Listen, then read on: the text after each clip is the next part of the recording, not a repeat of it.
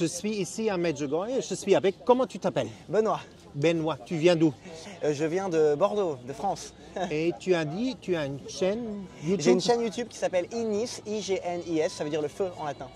Je vais mettre le site ou le lien dans la description de cette vidéo. C'est la première fois pour toi ici à Medjugorje? Oui, c'est ma première fois à Medjugorje, oui, tout à fait. Et comment c'est? Eh ben, c'est assez incroyable tout au long de la semaine. Là, on voit vraiment qu'il y a une ferveur, qu'il se passe quelque chose et qu'on sent vraiment la présence de la Vierge.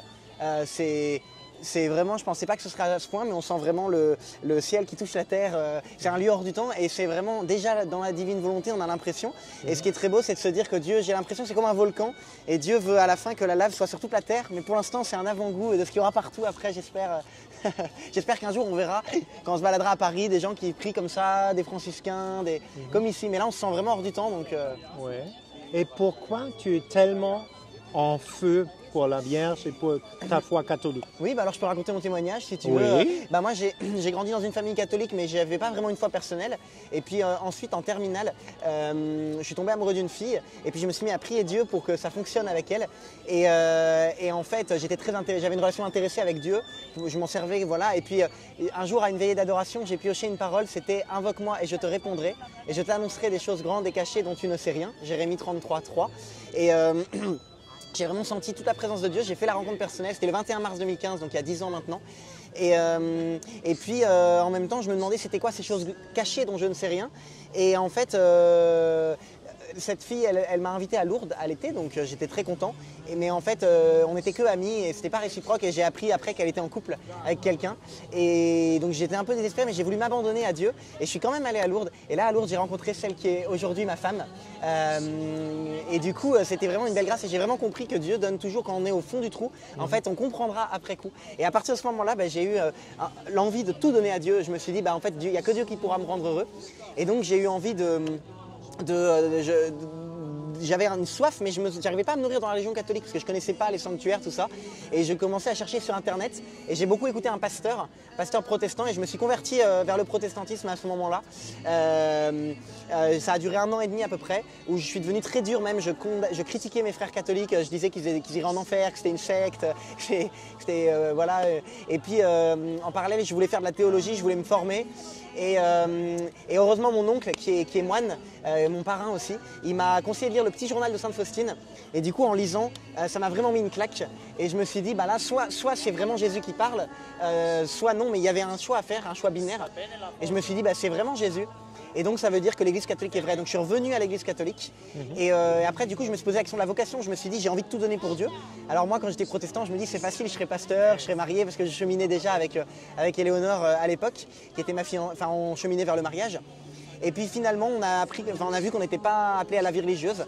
Et donc on s'est mariés, mais j'ai exercé comme professeur des écoles pendant 2 ans. Et en fait j'avais l'impression de ne pas être à ma place, j'avais envie de travailler uniquement pour Dieu. Et donc il y a 2 ans et demi, j'ai pris une année sabbatique pour faire des projets d'évangélisation pour le Seigneur, faire un recueil de citations de saints et de mystiques. Et puis petit à petit, j'ai commencé à faire des vidéos sur Internet sur la foi catholique. Et puis petit à petit, le Seigneur a ouvert des portes, comme on dit. Et donc voilà, petit à petit, je me suis mis à travailler aussi pour l'association Marie de Nazareth, je ne sais pas si tu connais, 1000 raisons de croire. Voilà. Et puis après, j'ai réfléchi prendre un nom de chaîne et je me suis dit, il y a cette idée du feu. Le Seigneur, comme c'était la parole du jour, je crois, c'est Actes chapitre 4, verset 20. Nous concernant, nous ne pouvons pas ne pas dire ce que nous avons vu et entendu. Et le feu de l'amour de Dieu, cette envie de répandre le feu de l'amour de Dieu sur toute la terre, de participer avec mes tout petits moyens.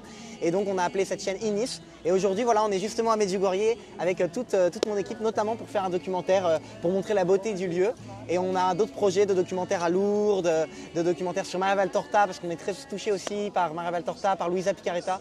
Donc voilà un petit peu. Waouh, ça va, tu es en feu. Et qu'est-ce que tu dis aux protestants maintenant?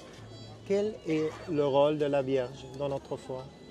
Oui, vraiment, je crois que en fait, c'est de comprendre que même Saint Louis-Marie Grignon de Montfort disait je crois que c'est, je ne sais plus dans lequel de ses livres, dans le traité de la vraie dévotion à la Sainte Vierge, il dit à un moment, la Vierge en soi par rapport à Dieu, on peut dire c'est comme, il dit, et c'est très fort, alors que lui il est très, très marial, il dit c'est comme un atome au sens où sans la grâce, évidemment c'est qu'une humaine, mais par la grâce, elle est devenue par grâce ce que Dieu est par nature, et c'est l'épître de Saint Pierre qui nous dit on est appelé à être participant de la nature divine, et de comprendre qu'en fait Marie c'est le modèle de celle qui est habitée par la grâce. C'est la grâce, en fait, c'est parce qu'elle est humble, elle est rien par elle-même, et les protestants de comprendre qu'on n'idolâtre pas Marie en tant que telle, on aime Dieu et la merveille de grâce que Dieu a fait en Marie, tout est grâce. Hors de moi vous ne pouvez rien faire, comme dit Jésus en Jean 15,5, et vraiment de voir que c'est une vitre qui nous amène à Dieu, c'est à Jésus par Marie. Et c'est vraiment une porte. Après, si vous, moi personnellement, Marie, elle m'a guidé à Lourdes, à différents moments de ma vie. Et en fait, il y avait toujours sa main que je commence à comprendre après coup. Mais peut-être, voilà, si vous n'êtes pas touché aujourd'hui par Marie, bah, allez à Jésus, puis petit à petit, il vous montrera sa mère aussi, il vous donnera ce cadeau, je pense. Et qu'est-ce que tu dis aussi à notre confrère protestant, consoeur, je ne sais pas comment on dit ça en français, qu'est-ce qu'est l'Eucharistie? Parce qu'ils ne comprennent pas.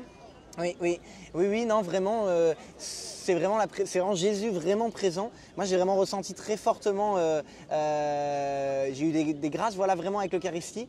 Et je pense qu'effectivement, peut-être, moi, personnellement, j'avais quitté l'église à l'époque parce que je trouvais les cathos n'étaient pas cohérents. Je me disais, ils disent que c'est Jésus, pourtant ils vont pas à la messe souvent. Mais en fait, c'est vrai, si c'est vraiment Jésus, on a envie. Enfin, notre problème à nous, c'est qu'on croit que tout ce qui est rare a de la valeur. Et s'il y avait, comme dit Thomas à Kempis, s'il y avait qu'une seule messe par an au Vatican, on ferait des pèlerinages pour aller, on ferait un an de voyage même pour y aller. Et comme Dieu se donne tellement en abondance, on n'y croit plus parce que Dieu se donne trop facilement. Mais c'est ça qui est beau, il faut y croire quand même, c'est vraiment Jésus présent. Et du coup, vivons en fonction et on va sentir, demandons au Seigneur, moi je vous propose, si vous êtes protestant et que vous ne croyez pas en la présence réelle, dites Seigneur, viens me montrer ta présence, mais faites au moins ce petit acte de foi, parce que si vous êtes fermé, moi quand j'avais un cœur fermé, la grâce elle ne peut pas passer, il faut quand même s'ouvrir au bout d'un moment, laissez au moins une petite brèche pour que Dieu puisse passer et vous montrer sa présence réelle dans l'hostie. Et tu sais sur mon chaîne YouTube, les protestants, ils disent, vous priez au statut. Qu'est-ce que tu réponds à cette question? Oui, tout à fait. Je dirais que c'est comme s'il y avait quelqu'un pendant la Première Guerre mondiale qui est à la guerre, il a emporté une photo de sa femme et le soir il sort la photo, il la regarde parce qu'il l'aime, il n'est pas en train d'adorer la photo, il se souvient de sa femme grâce à la photo. Mais les statues pour nous, ou les icônes, les images, ça nous aide à nous rappeler la présence de Marie, mais il faut voir derrière en fait, comme on dit, le sage montre la lune, l'imbécile regarde le doigt. La statue c'est un canal qui nous amène à regarder plus loin. Il ne faut pas s'arrêter effectivement à la statue. Et ils disent aussi, la Vierge, on prie, c'est un déesse comme Dieu. Et c'est pas vrai. Comment? Elle n'est pas une déesse, non? Non, moi je crois que Marie c'est vraiment elle se fait petite, c'est une créature comme nous, mais c'est Dieu qui l'élève par sa grâce, il élève les humbles comme elle dit, et c'est vraiment la grâce, justement les protestants ils aiment beaucoup parler de la grâce, le plus grand miracle de la grâce c'est dans Marie, et si on veut voir la merveille de la grâce c'est en Marie, et c'est pas d'adorer la créature, c'est d'adorer l'œuvre de la grâce dans la créature, l'œuvre du Créateur dans Marie, et c'est ça qui est magnifique avec le mystère de Marie qui est inépuisable, parce que c'est vraiment de voir à quel point la grâce de Dieu est immense en fait. Super. Et il y a des gens qui ont peur d'aller à la confession. Ici, il y a beaucoup qui viennent après 10 ans, 20 ans, ils vont à la confession, mais ils ont tellement peur. Et pourquoi il ne faut pas avoir peur de la confession? Après, j'ai envie de dire, on est tous pareils. Moi aussi, parfois, j'ai peur un peu, tout ça, des choses comme ça qui sont...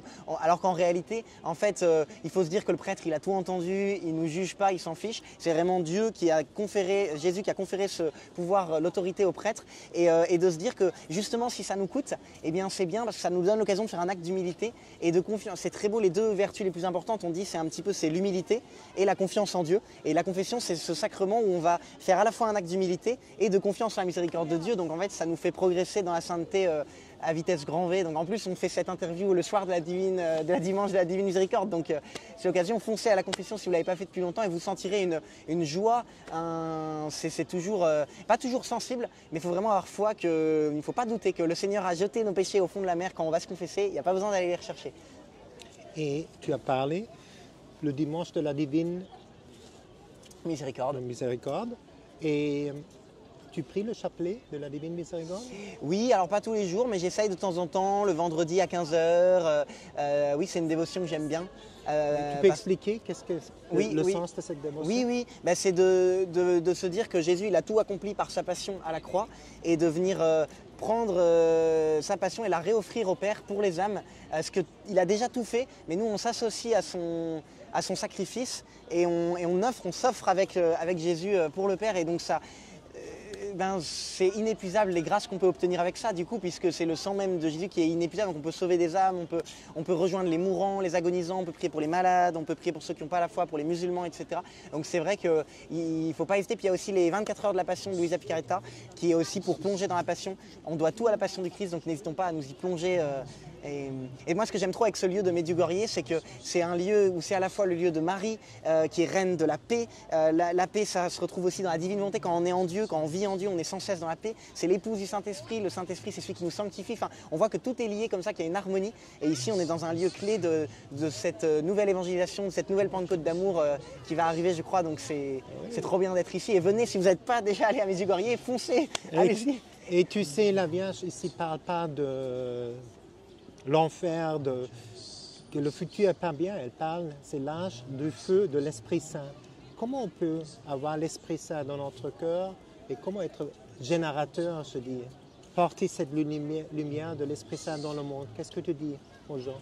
Je dirais que c'est vraiment de comprendre, je ne sais plus où j'ai lu ça, mais que de toute façon Jésus nous dit hors de moi vous ne pouvez rien faire, et je ne sais plus où j'ai lu que celui qui croit qu'on peut faire le moindre acte de bonté sans l'Esprit Saint, c'est un blasphème. De comprendre que nous on ne peut pas par nous-mêmes, et du coup tout ce qu'on a à faire c'est de se laisser aimer, de laisser Dieu faire en nous, et qu'on puisse être non pas faire du violon pour Dieu, mais être le violon de Dieu, et du coup de le laisser agir. En fait tout ce qu'on a à faire, voilà, c'est de se laisser aimer. Dieu c'est comme un soleil qui nous aime, il faut juste pas mettre des nuages devant. C'est notre seul rôle en fait, de le laisser faire, de le laisser agir, de s'abandonner, et lui il fera le boulot, il nous sanctifiera, et c'est une joie immense en fait. Exactement, tu as bien dit, les gens ne comprennent pas. C'est Dieu qui dit laisse-moi travailler, reste calme, je fais tout pour toi. C'est déjà l'Ancien Testament. Il faut juste offrir, mes amis, le cœur et laisse entrer Jésus, l'Esprit Saint, le Père, la Vierge, et laisse-le travailler dans ton cœur, c'est ça? Tu as fait la même expérience? Oui, vraiment. Moi, au début, j'ai eu une longue période dans la foi où j'essayais de faire par moi-même, de faire des efforts, etc. Et puis, je sentais que je me sentais vraiment nul, j'arrivais pas à avancer, avec beaucoup de péchés. Et puis, cette petite voix d'enfant, c'est un peu que ça recoupe la petite voix de la petite Thérèse. Et puis, moi, ce qui m'a beaucoup touché, c'est de découvrir la divine volonté selon les écrits de Luisa Picaretta, où il dit justement, c'est de le laisser agir en nous. Et là, on voit que ça change tout. Enfin, moi, j'en ai fait l'expérience. J'arrivais pas à jeûner du tout, même enlever un dessert, j'aurais jamais pu. Alors que quand je demande à Dieu de venir le faire en moi, là, j'arrive à faire des choses qu'avant, ça me paraissait insurmontable. En fait, c'est vraiment de ne pas vouloir faire à la force du poignet, mais de laisser la grâce agir, de demander la grâce de venir. Et là, on voit des merveilles. Et du coup, on n'a aucun mérite. En plus, on ne peut pas s'enorgueillir parce que, comme dit Saint Paul, qu'as-tu que tu n'aies reçu? Et si tu l'as reçu, pourquoi t'enorgueillir? Parce que c'est pas nous, c'est Dieu qui fait en nous. Et c'est pour ça que Marie, c'était la plus humble, alors que c'était la plus sainte, parce qu'elle s'attribue rien à elle-même. Elle sait que ça vient de la grâce de Dieu qui fait en elle. Tellement bon. Et tu as fait l'expérience, quand tu vis avec l'intention, ta volonté soit faite comme on dit dans notre ciel, Père. Tu es plus calme, tout ça en soi-même. Oui, tout à fait. D'essayer d'accepter l'événement comme il vient, que Dieu il parle. On dit qu'il parle par son Fils, par le Verbe, par la parole de Dieu, par l'Esprit Saint, par les autres. Et on dit que le Père il parle par les événements. La parole en hébreu c'est dabar et c'est aussi le même mot que événement. Et donc c'est à chaque fois qu'il y a quelque chose qui nous arrive, si on a confiance que tout arrive par la volonté de Dieu, comme dit Sainte Catherine de Sienne, pas une feuille d'arbre ne tombe sans la volonté de Dieu. Alors c'est vrai que ça peut paraître fou aujourd'hui, on n'a plus vraiment la foi, mais si on a foi en ça, du coup on peut se dire, une phrase que j'aime bien, c'est de se dire tout est grâce. Et quand il nous arrive un truc, là par exemple pour ce documentaire à Medjugorje, parfois on essayait d'interviewer telle ou telle personne, mais ça marchait pas, puis on se dit tout est grâce, c'est dans tes mains, il pleut, on va peut-être pas avoir des belles, tout est grâce. Et là par exemple ce soir il y a un très beau soleil, très beau ciel bleu, et voilà, de se dire que Dieu vient toujours chercher, vient toujours donner un plus grand cadeau en fait. Il y a toujours un trésor à trouver dans l'événement, et même dans les épreuves. Alors je sais que c'est plus facile à dire qu'à faire, mais même dans les épreuves, d'avoir foi que Dieu, il a un plus grand bien qui va en tirer, et ça aide à s'abandonner. Moi je le sens au quotidien que ça m'aide à être plus paisible, et petit à petit, alors je dis pas du tout que j'y arrive, mais petit à petit, je sens que je m'apaise, et que quand il y a des trucs qui avant pouvaient m'énerver, maintenant je me dis bon, c'est dans la volonté de Dieu, c'est dans les mains de Marie, et du coup ça m'aide à m'apaiser. Et les deux fruits de l'Esprit Saint, c'est la paix et la joie. Et moi je sens que du tout petit peu que j'essaye d'aller vers Dieu, je sens vraiment la paix et la joie, ça grandit, plus on va vers Dieu, donc c'est génial quoi. Et Padre Pio, il a dit, le chapelet, c'est l'arme de notre temps. Bon. Qu'est-ce que tu dis aux gens? Pourquoi le chapelet est tellement fort? L'effet du chapelet. Ouais. Oui, moi j'ai beaucoup de mal parfois à le dire, j'essaye vraiment de me forcer à le dire tous les jours, mais c'est encore un combat pour moi. Alors là, à Medjugorje, ça m'aide bien parce qu'on dit 3 chapelets par jour, donc au moins ça me motive à... Mais c'est vrai que je crois vraiment dans toutes les apparitions, dans toutes les révélations privées, tous les saints. En fait, à chaque fois, le chapelet, alors il n'y a pas que le chapelet, il y a aussi la messe, il y a aussi la confession, etc. Mais c'est vrai que c'est vraiment, je pense que dans l'invisible, on ne voit pas tout, mais c'est une sorte de protection, c'est notre arme. En fait, Saint Paul nous dit, revêtons-nous de l'armure de Dieu. Et je pense qu'une de nos armes principales, c'est le chapelet. On devrait toujours en avoir un sur nous. Là, je l'ai cherché dans ma poche, mais je l'ai prêté à un ami, donc je ne l'ai pas là. Mais c'est vrai que, en fait, il faut avoir foi que Dieu, il se sert de choses matérielles peut-être. Évidemment, Dieu est esprit et on adore en esprit et en vérité. Mais nous, on a besoin, c'est le réalisme de l'incarnation. On a besoin de s'accrocher à des choses concrètes et dégrainer comme ça, même si ça peut être difficile, ça nous aide aussi à rentrer dans la prière. Enfin, je pense qu'il y a énormément de grâce. J'ai pas encore tout compris, j'ai pas encore, voilà, mais je suis sûr que on ne se doute pas de toutes les grâces à chaque Je vous salue Marie. Il y avait une âme du purgatoire comme ça qui était apparue, qui avait dit si je pouvais venir souffrir tous les soirs de la terre juste pour le mérite d'un Je vous salue Marie, j'aurais envie de le faire tellement c'est... Je pense qu'on ne se rend pas encore compte, on verra au ciel. Et tu sais, beaucoup de gens ici à Medjugorje, ils cherchent leur vocation, ils veulent se marier, de trouver le bon partenaire. Tu es marié. Comment tu as prié pour trouver la bonne femme, la belle femme, bonne femme de Dieu? Ou comment tu as trouvé? Eh bien, je pense déjà pour la vocation, c'est d'être prêt à faire cette sainte indifférence, comme dit saint Ignace, de s'abandonner, de dire Seigneur, si c'est d'être convaincu que Dieu sait mieux que nous ce qui est bon pour nous. Et donc, même si c'est dur, moi je me souviens, c'était comme ça me faisait penser au sacrifice d'Isaac.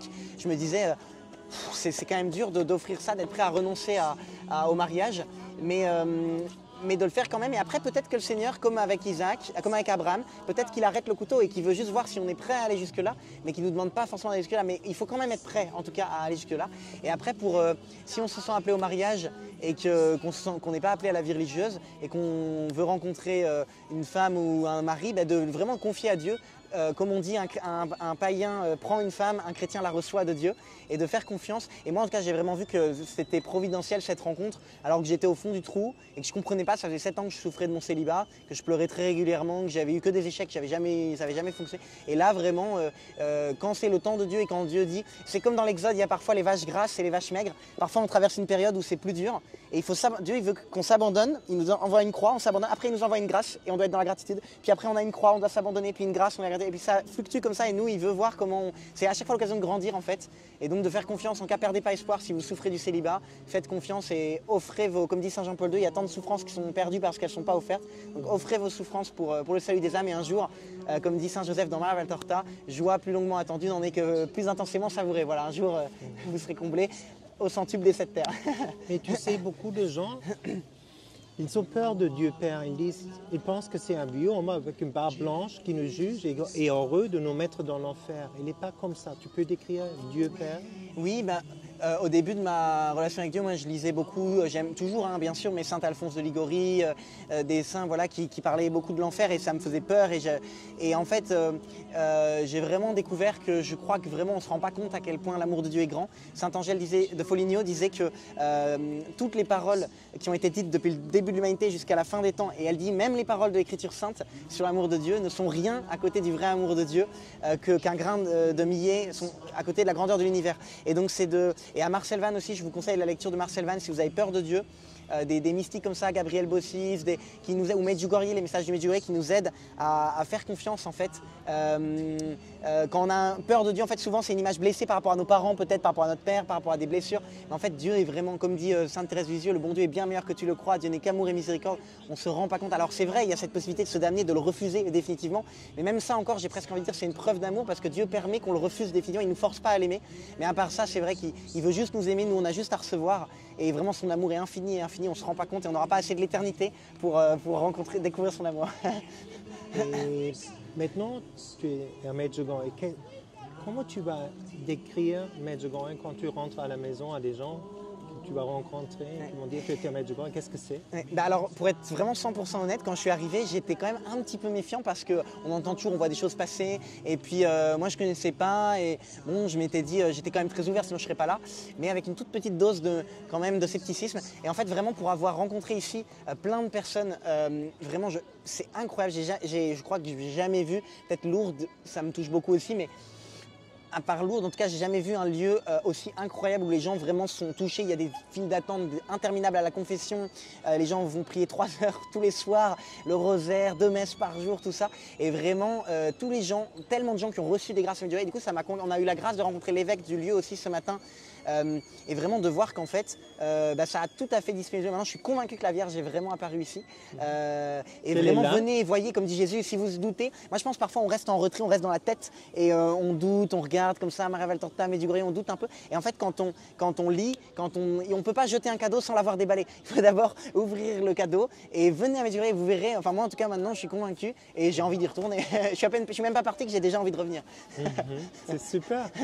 Et décris un peu ton chaîne YouTube. Qu'est-ce que vous faites? Merci. Aujourd'hui sur YouTube, on commence à réaliser des documentaires. Donc on a fait un documentaire par exemple sur les veillées de guérison à Saint-Nicolas-des-Champs à Paris. On prévoit un documentaire aussi sur les expériences de mort imminente, sur Lourdes, sur les exorcismes. On a plein de sujets comme ça, sur Medjugorje justement. Sur le Padre Pio, etc. Et donc pour l'instant c'est que le début et en parallèle on fait des témoignages aussi. On demande à des personnes de nous raconter aussi leur histoire et on publie ces témoignages en version longue et puis en version courte aussi dans ces documentaires. Donc c'est vraiment une joie de faire ça. Enfin vraiment je rends grâce à Dieu. Je pourrais pas rêver un peu. Enfin vraiment depuis que j'ai essayé de m'abandonner à Dieu, ma vie est 1 milliard de fois mieux. Et puis encore là, un dernier Fioretti il y a quelques mois, on ne savait pas où on irait vivre. Et notre premier critère, c'était d'être à côté d'un lieu avec l'adoration. Et puis Dieu nous a fait un grand cadeau par providence. Aujourd'hui, on vit à 30 mètres d'une chapelle avec l'adoration. Enfin, c'est plein de petits cadeaux comme ça. C'est trop grand. Et ce que le Seigneur a fait dans la vie, il peut le faire dans la vôtre. Enfin, moi, c'est pas là pour raconter ma vie, c'est pour dire que, en fait, quand on se demande des grâces avec confiance, il nous donne et il nous rend tellement joyeux, tellement en paix, tellement. Ça n'a même pas rien de comparable. Sainte Faustine disait, j'échangerai pour rien ma vie avec les reines, les princes de ce monde, Elon Musk, les machins. En fait, la vie d'un catholique qui s'abandonne est mieux que. Donc vraiment, foncez, offrez votre vie à Dieu, si ce n'est pas déjà fait. Et venez à Medjugorje. Et si vous n'avez pas encore fait cette rencontre personnelle avec Jésus, avec Marie, et vous allez recevoir plein de grâce. Et qu'est-ce que tu dis en protestant? Ils disent, on n'a pas besoin de la Vierge pour faire l'intercession pour nous, on va directement à Jésus. Qu'est-ce que tu dis à eux de cet argument? Je disais pareil que avant en fait. Donc moi je disais pareil, mais en fait, venez, voyez, en rencontrant, en fait, on ne se rend pas compte à quel point on passe à côté de quelque chose, on a des œillères devant les yeux. Et surtout, c'est vrai dans l'absolu, théologiquement, on n'a pas besoin mais c'est des cadeaux, on refuse des cadeaux de Dieu. Dieu veut donner dans son abondance, il veut nous donner la Vierge Marie, il veut nous donner notre ange gardien, il veut nous donner l'Eucharistie, il veut nous donner les chapelets, etc. Puis nous on refuse, on rejette les cadeaux de Dieu, la confession, on se dit on n'a pas besoin, mais finalement, moi je vois que j'étais beaucoup moins dans la joie, beaucoup moins dans la paix quand j'étais protestant, j'avais beaucoup moins de choses à quoi me raccrocher. Et on a besoin aussi d'avoir ces amis du ciel. La Vierge Marie c'est notre maman, elle est là pour nous aider, pour nous amener à Jésus, c'est sûr. Mais c'est trop dommage. Et puis c'est sûr que Jésus, la personne qu'il aimait le plus au monde, c'est Marie. Donc toutes les fois où on critique Marie, on crache sur Marie, c'est évident que ça fait de la peine à Jésus. Enfin, il faut réfléchir un petit peu, c'est sûr. Donc voilà. Mais en tout cas, dites-vous que j'étais comme vous avant. Et il y a plein de protestants qui se convertissent aujourd'hui. Il faut juste creuser, ouvrir les yeux, mettre de côté son orgueil, parce qu'il y a aussi beaucoup d'orgueil de croire avoir la vérité, de condamner les catholiques. Et en fait, le Seigneur, il nous éclaire parfois. Mais pour ça, il faut faire un petit acte d'humilité, se dire je me suis peut-être trompé. Et accepter cette éventualité. Et les protestants, pour eux, la plus grande importance, c'est la relation personnelle avec le Christ. Tu peux montrer que nous, catholiques, on a... Eh bien oui, on est d'accord en fait, c'est ça que j'avais pas compris. Moi aussi, quand je critiquais l'Église catholique, je croyais que nous, c'était la relation personnelle avec le Christ, les protestants, et puis que les catholiques, eux, c'était les dévotions inutiles. Et en fait, non, on est tout à fait d'accord en tant que catholique pour dire que tout est grâce, pour dire que ce qui compte, c'est la relation personnelle avec Jésus. Simplement, on a aussi d'autres outils que Jésus nous a donnés, puisque c'est Jésus qui a créé l'Église catholique. Et donc, autant s'en servir, c'est de tels cadeaux en fait. Pourquoi bouder les cadeaux de Dieu, tout simplement. Et réfléchissez, pour mes confrères protestants, vous dites solo scriptura, seulement la Bible. Pourquoi vous avez, maintenant c'est 40 000 de dénominations, c'est seulement un Bible. Donc, si vous réfléchissez, si vous êtes honnête, c'est seulement l'Église catholique qui est la vraie Église, parce que Nous avons une église et solo scriptura, c'est nous. Oui, en plus, nulle part dans la Bible, il est écrit que l'évangile de Jean, l'évangile de Marc doivent être dans la Bible. Et moi j'ai fait une vidéo complète sur le protestantisme sur ma chaîne, on pourra mettre un lien pour ceux que ça intéresse. Mais c'est sûr que quand on creuse vraiment, voilà. Après il y a les arguments par la tête et parfois on peut être bloqué, mais c'est surtout par le cœur d'accepter de faire ce petit acte de foi, ce petit acte d'humilité qu'on a pu se tromper. Parce que si on ne veut pas croire, en fait on est toujours libre, donc on peut toujours rejeter.